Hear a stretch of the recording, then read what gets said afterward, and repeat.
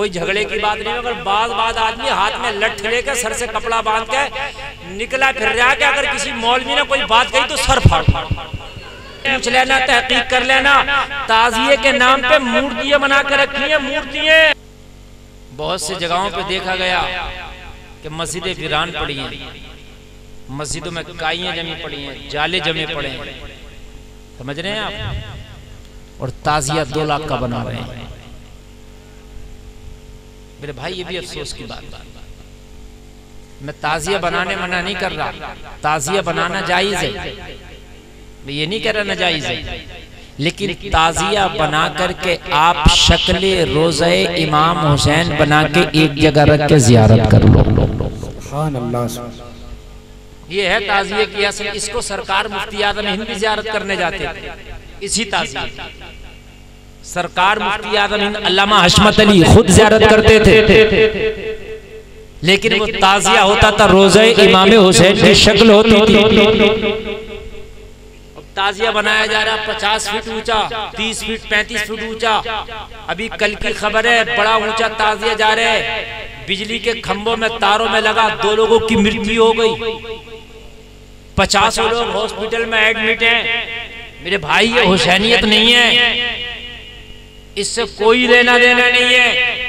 हाँ ताजिया ठीक है, आपने बनाया भाई जियारत के लिए बना के रख लो, जियारत करो और उसको फिर छिपा कर रख दो सही तरीके से। अगले साल नया बनाने की जरूरत नहीं है, फिर उसी को निकालो, फिर उसकी जियारत कर लो। है कि नहीं, उसको रख दो छिपा कर, हर साल उसको तोड़ते हैं, फिर हर साल फिर दोबारा बनाया जाता है। इसराफ है, पैसा दोबारा फिर खर्च हो रहा। हाँ जो उसमें कमी हो जाए, जो बोसीदगी उसमें आ जाए, उसको रिपेयर कर लिया जाए। बात समझ में आ रही है कि नहीं? उसको दोबारा से रिपेयर कर लो, कोई झगड़े की बात नहीं। अगर बाद आदमी हाथ में लठ लेकर सर से कपड़ा बांध के निकला फिर रहा कि अगर किसी मौलवी ने कोई बात कही तो सर फाड़। हकीकत बता रहा हूं मैं कि सर फाड़ दूंगा। मेरे भाई मौलवी अपने घर से नहीं कहता, मौलवी की जो बात है समझा करो। मौलवी जो कह रहा है वो शरीयत की बात कह रहा है। और मेरे भाई मेरी बात गलत नहीं है, अभी हल्द्वानी में, हल्द्वानी की खबरें ज्यादा दूर नहीं है, पूछ लेना, तहकीक कर लेना। ताजिए के नाम पे मूर्तियां बना कर रखी है, मूर्तियां लगी नहीं रहा है कि ये मुहर्रम शरीफ है, ऐसी मूर्ति बना करके रखी है। ऐसा लगता है कि हम किसी खैर की इबादत गाह में आ गए हो।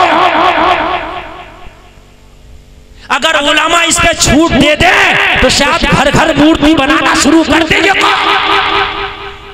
घर घर मूर्ति बनी है बाज़ाब्ता तौर से। अब वो पता नहीं अल्लाह जाने किसकी मूर्ति है, लेडीज मूर्ति है वो। मेरे पास है मोबाइल में, कोई कहे तो मैं दिखा सकता हूँ। अभी 6-7 तस्वीरें हैं मेरे पास हल्द्वानी की। बताइए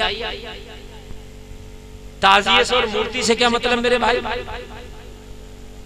बात है कि नहीं? हराम है इस्लाम में, तो मूर्ति भी हराम है और तस्वीर भी हराम है, लेकिन ताजिए के नाम पे हो रहा है। पैसा खर्च करो, वहां खर्च करो जिससे अल्लाह भी खुश हो, अल्लाह का रसूल भी राजी हो जाए। अल्लाह भी राजी हो जाए, अल्लाह का रसूल भी राजी हो जाए। देखो बात सुन लो हमारी, हम जो बात कर रहे हैं। अभी हम निकल के आए, शाही पड़ा रास्ते में। शाही जानते हो, देखा कभी? इतना बड़ा मेला चल रहा है शाही में, इतना बड़ा चल रहा है। इधर मौत का कुआं, इधर चक्कर झूला। हाँ देखना, उधर पता नहीं क्या क्या चल रही है, उधर काला जादू क्या है, मेला है। औरतें टहल रही हैं, बुर्के ओढ़ के औरतें।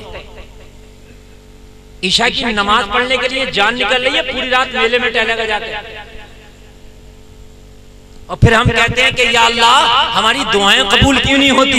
दुआएं कबूल नहीं हो रही, बल्कि कयामत नहीं आ रही। शुक्र मनाओ, शुक्र मनाओ, कयामत नहीं आ रही है।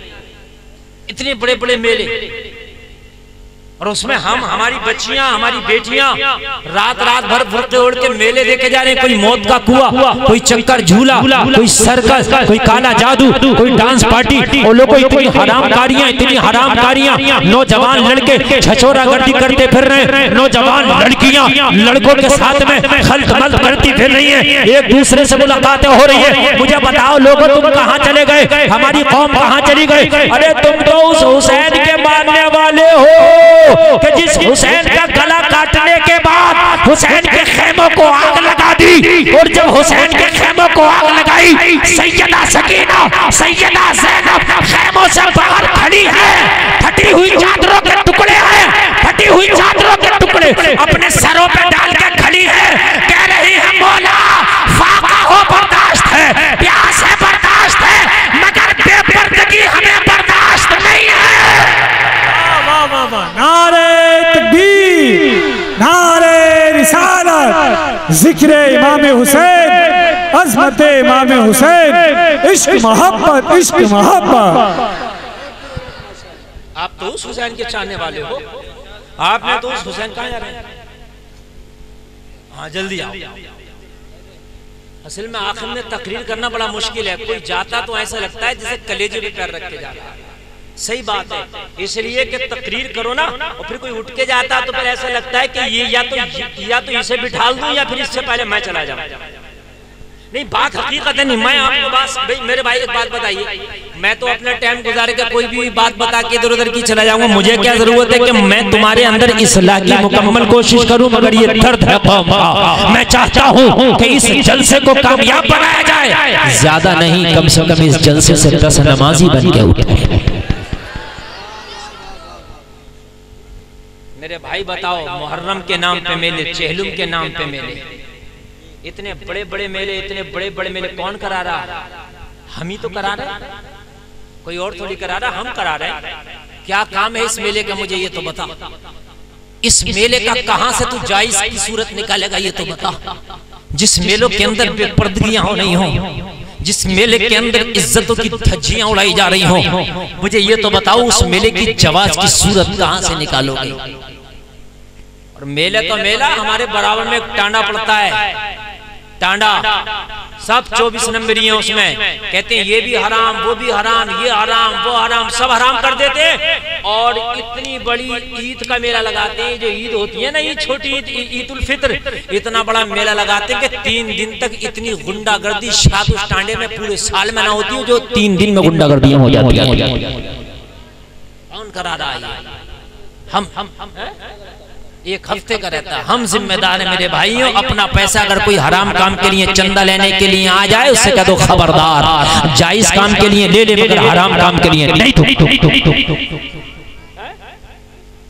एक शख्स आया मेरे पास, बोला मौलाना पैसा दे दो। मुझे किसी ने बताया हजरत ये चरस पीता, और वो पीता था सच में चरस। चरस पीने वाले बहुत मांगते हैं। मैंने कहा बाबा क्या करोगे? बोले जरूरत है, खाऊंगा। मैंने कहा खाना तुम चाहे बिरयानी खा लो, मुर्ग मुसल्लम खा लो, जो दिल चाहे खा लो, पैसा नहीं दूंगा। चूंकि चरस पी लेता, मुझे पता है। खाना 500 रुपए का खा लो, उसने खाया, खिलाया। जहां तेरा पैसा हराम जगह जा रहा, गलत जगह जा रहा, ना दे। मरने के बाद इस पैसे का भी हिसाब होना। तूने कहां कहां दिया था? अपने बच्चों को भी पैसा दो। अगर तुम अमीर हो, मालदार हो, अच्छी बात है, अमीर हो, सुभान अल्लाह, मगर अपने बेटे को, बच्चों को पैसा दे के ऐसा न किया करो कि उसका हिसाब नहीं लिया।